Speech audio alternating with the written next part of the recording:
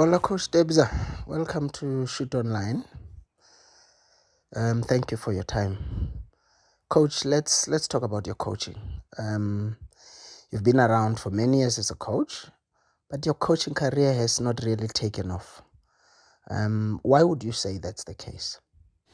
Yeah, I'd say my coaching career in the PSL has taken a seat back because of, I think the other day, the best person that explained why club officials would invest or would take a chance on an ex-player being a coach is Kaitano Tembo.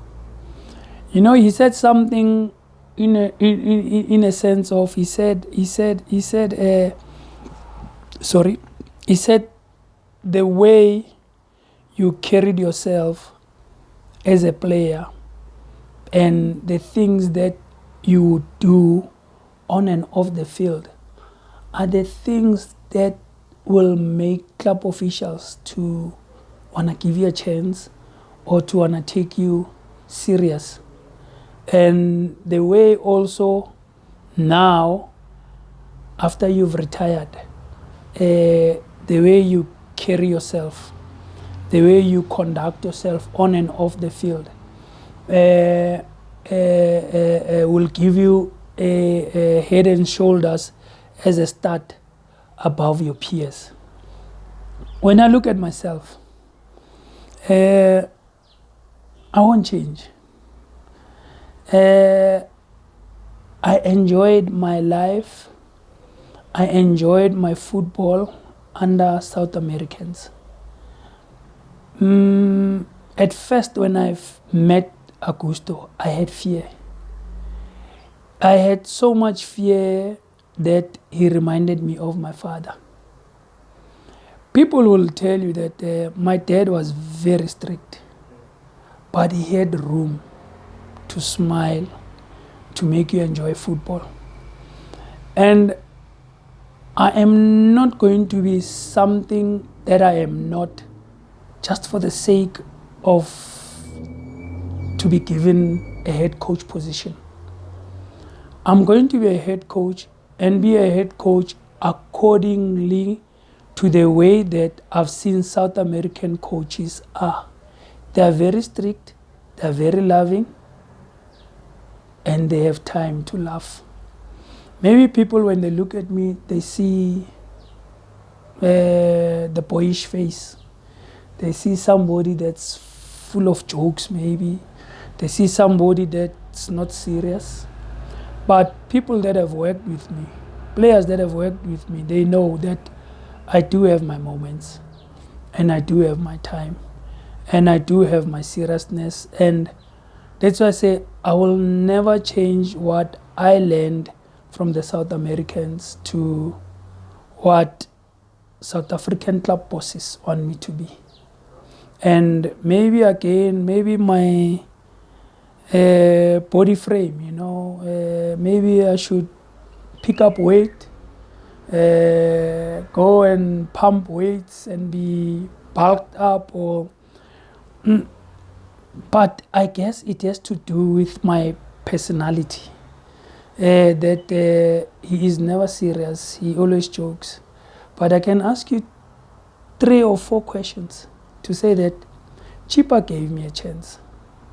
In 3 months, coach of the month, against all the other things that they have that I'm maybe not so qualified or not so serious to lead a team. In the 3 months, no other coach has won a coach of the month award at Chippa. No other coach has taken Chippa United and put them second position on the log. No other coach in the first round of Chippa has Chippa been in the top 8 in the first round. Yes, second round or towards end of the season, yes, they qualify for top 8. But when I was there, first round points, Chippa top 8. The team played exciting football. Each and every home game, all our players won Man of the Match awards. I had respect from the players. What more do you want from me? Do you want me to be a serious coach, not a smiling coach? That is not in me.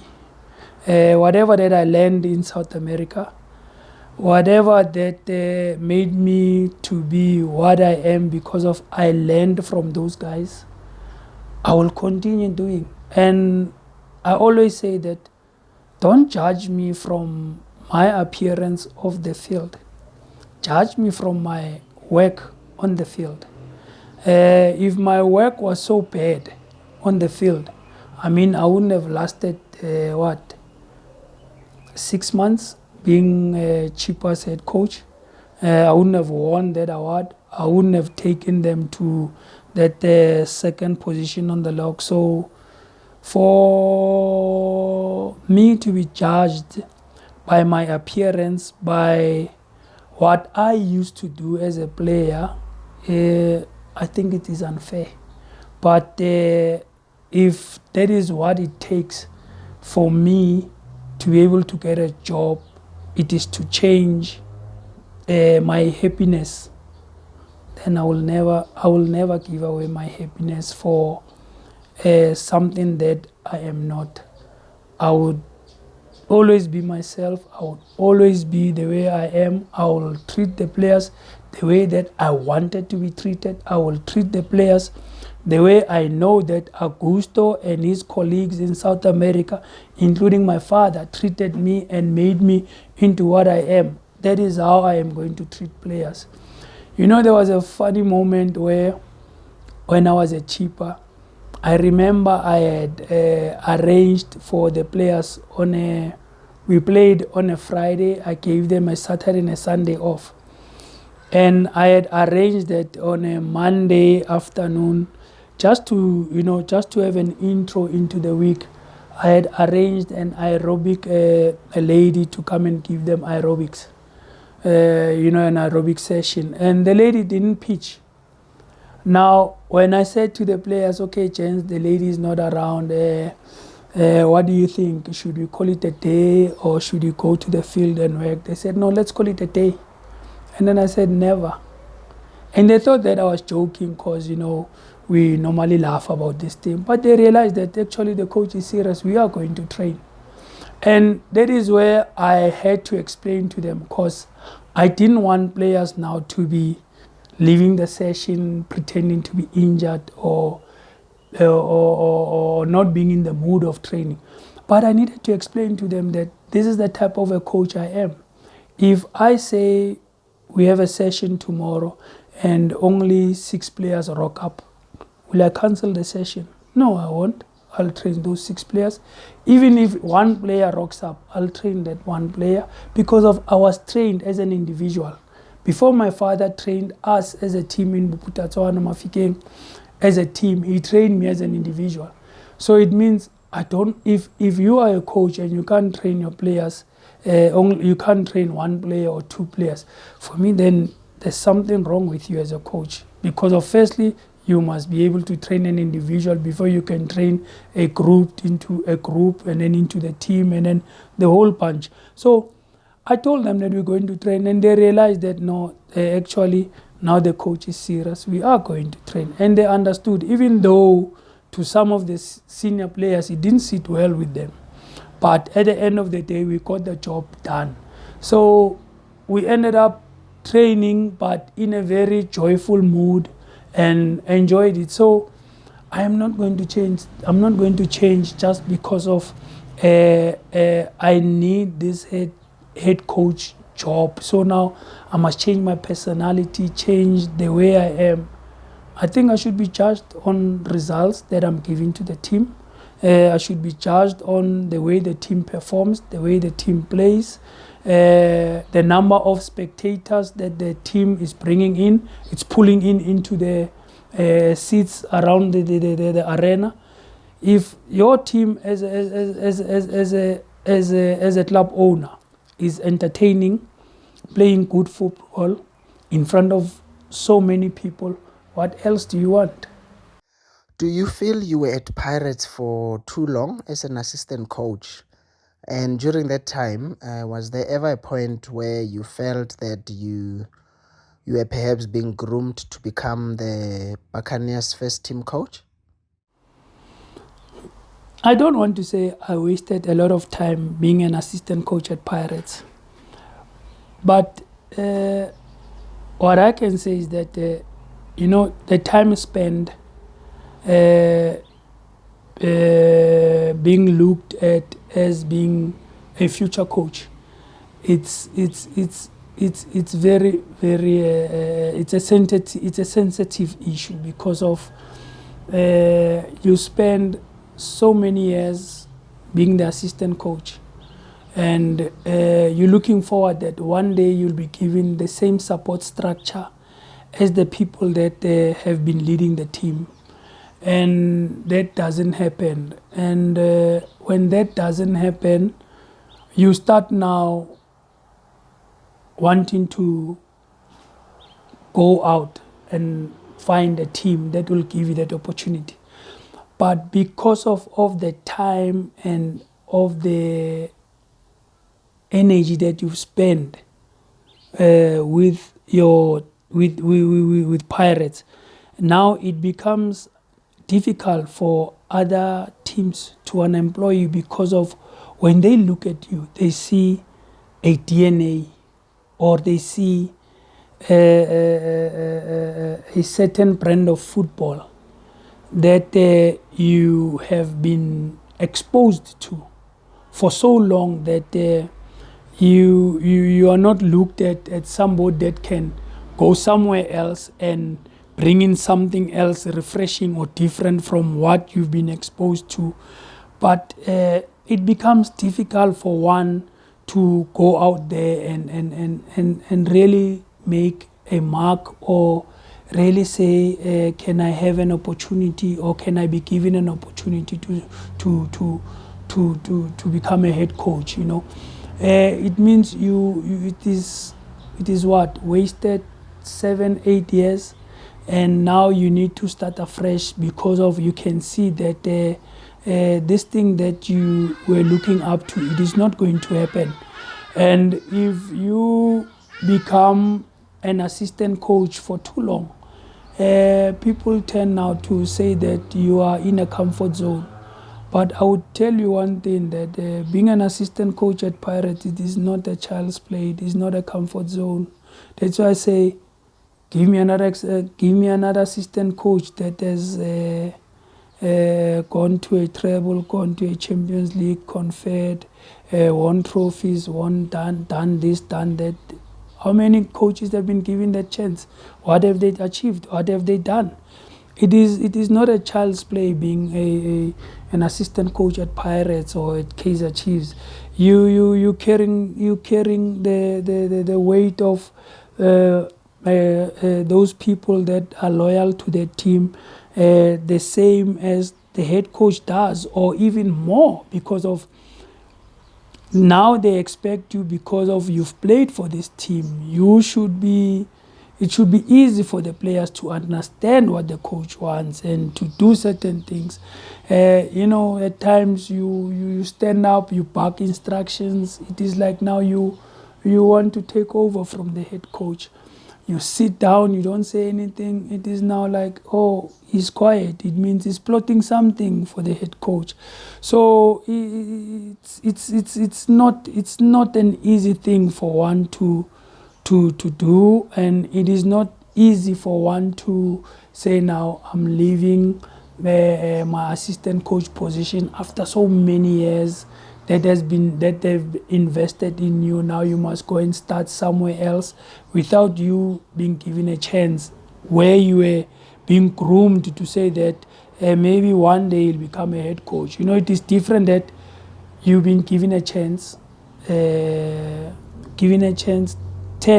20, 15 games with the support that the head coach that you were assisting, and you fail, or you don't bring in the results. Then then you say, maybe I was not ready to be a head coach for this big team. But you leave the big team without even having a chance. Now, how do you expect the club official from another team to really give you a chance when it wasn't been given to you at a bigger club?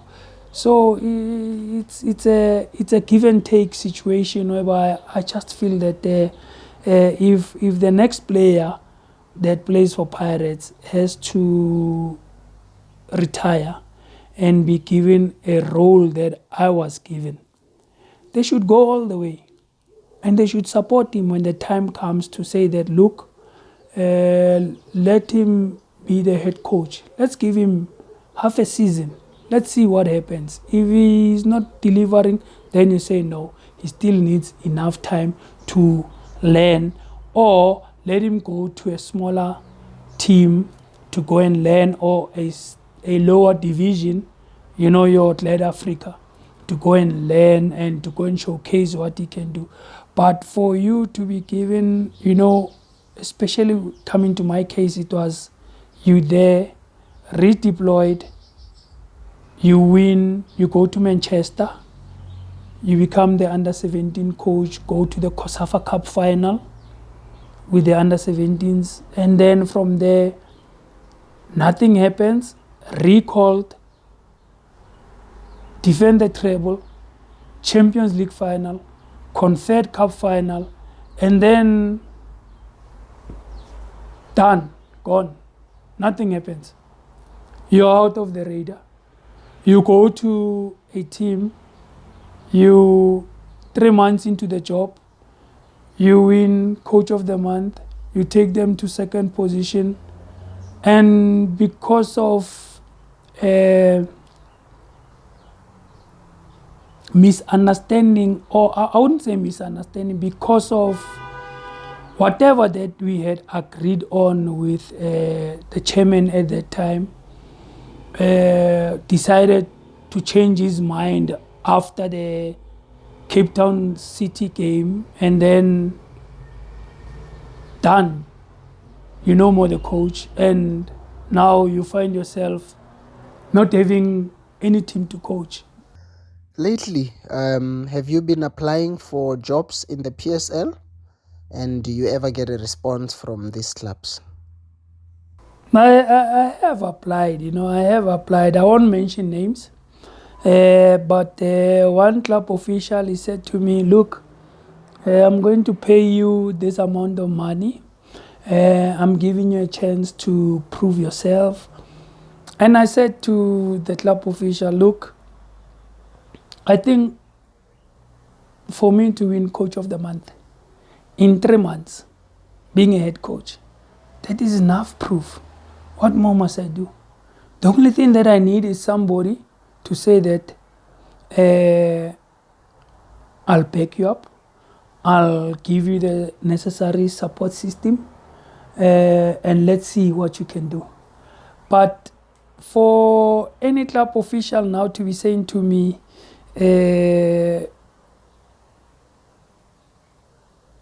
this is the amount that I'm going to pay you, prove yourself that you can coach, I feel that it's an insult to me. I feel that you belittling me. I feel that I think I'm one of the most decorated assistant coaches in the country.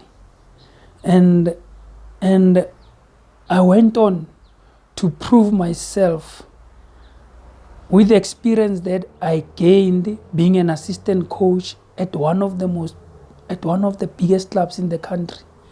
And I went to a team and I proved myself in 3 months. And at some stage, that team was second on the log.